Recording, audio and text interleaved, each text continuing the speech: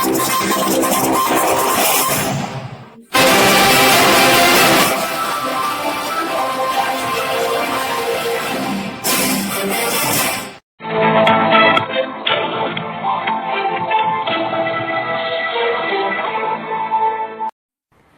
Of India अखबार ने अपने एक अध्ययन में पाया है कि मेडिकल में जो प्रवेश का स्तर है वो आरक्षण की वजह से नहीं घट रहा है, बल्कि वहां पर कैपिटेशन फी की वजह से मेरिट का स्तर लगातार घट रहा है। टाइम्स ऑफ इंडिया अखबार ने जो डेटा जारी किए हैं उसके मुताबिक देश में लगभग 39,000 सरकारी सीटें हैं और 17,000 मैनेजमेंट और एनआरआई कोटा की सीटें हैं, जहां पर एडमिशन की शर्त मेरिट नहीं बल्कि फीस है। और टाइम्स ऑफ इंडिया की स्टडी ये बताती है कि उसने 57,000 स्टूडेंट्स पर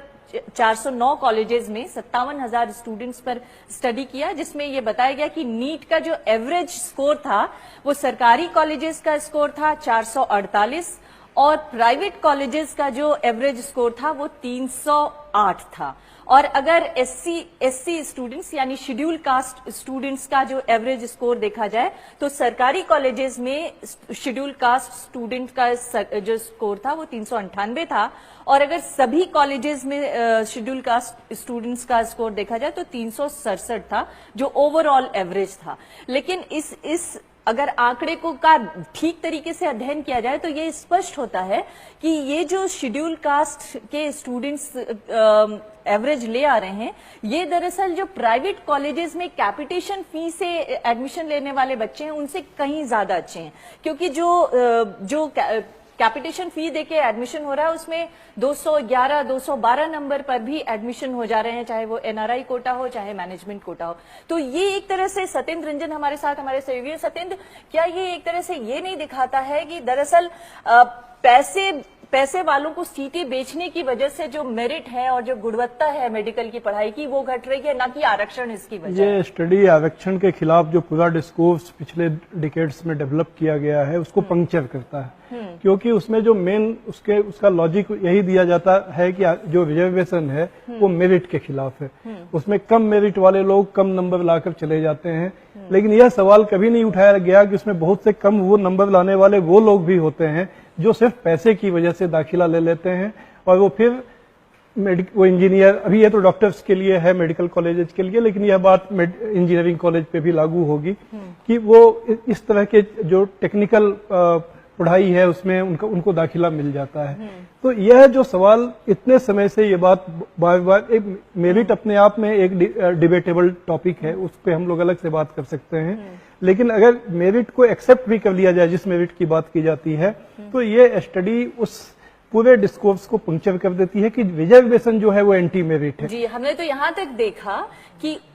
अगर एनआरआई या मैनेजमेंट कोटे में 211, 212 नंबर आ रहे हैं और 19 लाख या 20 लाख आप फीस दे रहे हैं तो आपका एडमिशन आसानी से हो जा रहा है, तो फिर मेरिट कहाँ पर डाइल्यूट हो रही है? ये तो अमीर लोग साफ बता सकते हैं। इसके लिए किसी तर्क की जरूरत नहीं है और किसी आईने की भी जरूरत नहीं है, आईना उनका मेरिट खुद बता रहा है। लेकिन बात यह है कि जब ये सारी चीजें हो रही हैं तब भी आरक्षण को इतना बड़ा मुद्दा बनाया जाता है, वो मुद्दा कैपिटेशन फी को लेकर क्यों नहीं बनाया जाता? इसलिए नहीं बनाया जाता है कि इसमें जो लोग ये मुद्दा बनाते हैं उनका वेस्टेड इंटरेस्ट इसमें है। जो समाज का जो तबका जो बहुत पहले से प्रिविलेज्ड क्लास है वो अपने प्रिविलेज को ये जो सिस्टम है वो उसके प्रिविलेज को बरकरार रखने में सहायक है। उनके पास पैसा है और वो पैसा भी भारत में किस तरह से, अगर उसका एक सोशियोलॉजिकल स्टडी की जाएगी तो ये देखा जा सकता है कि वो पैसा भी एक खास तरह के खास बैकग्राउंड से आए हुए लोगों के पास ही होता है। तो वो अपने बच्चों को, जो बच्चे तमाम कंपटीशन में फेल हो जाते हैं, उनको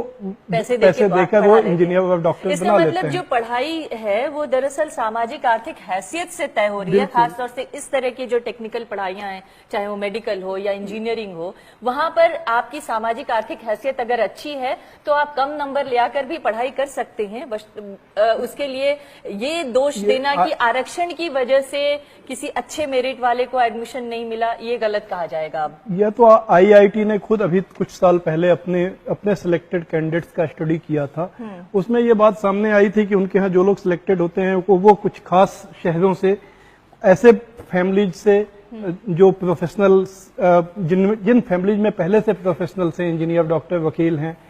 मतलब एक जो उनका पारिवारिक बैकग्राउंड है ये बहुत मेजर ज्यादा रोल मैटर प्ले करता करता है। हाँ। कोचिंग की सुविधा, पढ़ाई की सुविधा, कंप्यूटर की सुविधा जिन बच्चों को मिलती है, ये जो सो कॉल्ड मेरिट है, ये इन चीजों से बनती है, न कि वो जन्मजात होती है। हाँ, लेकिन एक और बात जो सरकारों को शायद उस पर ध्यान देना चाहिए कि सामाजिक अन्याय को दूर करने के लिए ये आरक्षण व्यवस्था लागू की गई थी, और यहाँ पर देखने को ये मिल रहा है कि अगर कम मेरिट वाले बच्चे भी या छात्र भी अगर पैसे के दम पे एडमिशन पा ले रहे हैं, तो जो सामाजिक न्याय की जो व्यवस्था थी, वो सामाजिक न्याय की व्यवस्था क्या यहाँ पर पूरी तरह से लागू हो पा रही है? नहीं, ये तो जो सामाजिक अन्याय जो ट्रेडिशनली रहा है, ये उसको और इंट्रेंच कर रहा है, उसकी पकड़ और मजबूत बन रही है इसकी वजह से कि जो उस तरह की पृष्ठभूमि के लोग हैं जिनके पास पैसा और सामाजिक ताकत है, वो अपने इस तरह जो आज के जमाने में जिन नौकरियों की वजह से अपना इन्फ्लुएंस बनता है, उस पर वो और उनकी पकड़ बनी हुई है। जी, बहुत बहुत धन्यवाद आपका सत्येंद्र रंजन। तो ये स्पष्ट है कि जिस तरह की स्टडी सामने आई है, उससे ये कहा जा सकता है कि आरक्षण किसी की मेरिट में बाधा नहीं बन रहा है। यानी अगर शेड्यूल कास्ट, शेड्यूल ट्राइब बच्चे भी अच्छे मेरिट पर एडमिशन पा रहे हैं, कई जगहों पे तो हम ये भी देख रहे हैं कि कॉम्पिटिटिव एग्जाम्स में वो क्वालिफाई नहीं कर रहे हैं बल्कि टॉप भी कर रहे हैं। तो अगर जब ऐसी स्थिति है, तो आरक्षण को दोष देने के बजाय उस सामाजिक आर्थिक पहलू पर ज्यादा गौर करने की जरूरत है, जो सामाजिक आर्थिक पहलू अन्याय की जो दरार है उसको और ज्यादा बढ़ा रही है। बहुत बहुत